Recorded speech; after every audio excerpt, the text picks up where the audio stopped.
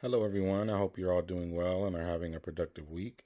My name is David Esteem, and the issue that I'll be presenting today is the disparity in reading fluency levels between marginalized groups and wealthy students.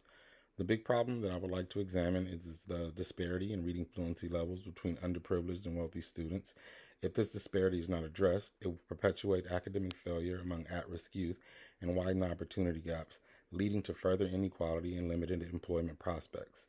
Many students from low-income groups are failing to meet the reading standards due to a lack of resources for early exposure and inequitable school funding.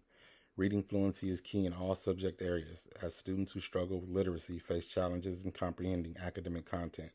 Studies find that those who do not read proficiently by third grade are 4 times more likely to leave school without a diploma than proficient readers. Reading fluency is one of the most fundamental skills for academic success, yet it's an area where inequality shows up early and worsens over time. Many students from low-income backgrounds struggle to meet reading standards because of limited access to early literacy exposure, inequitable school funding, and a lack of family and community resources. To better understand this issue, I applied Bronfenbrenner's bioecological theory, which explains that development occurs through the dynamic interactions between individuals and the layered environments they grow up in. Each layer of this model helps reveal why disparities in reading fluency persist. In the microsystem, wealthy students often grow up surrounded by books, bedtime reading routines, and parents who model literacy. Meanwhile, underprivileged students may have parents working multiple jobs with limited time for reading, and teachers who are stretched too thin to provide individualized literacy support. These early interactions, or proximal processes, are the driving forces behind literacy development, and their absence can delay reading fluency. For the mesosystem, at this level, the relationships between home and school play a big role. Families with resources and flexible schedules can attend school events, communicate regularly with teachers, and reinforce reading at home.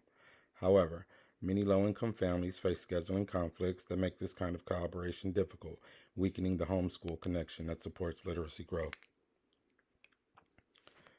For the exosystem, external factors like parental workplace demands, local library access, and community literacy programs also influence reading outcomes. In more affluent neighborhoods, parents might have jobs with concrete hours and communities that promote reading culture.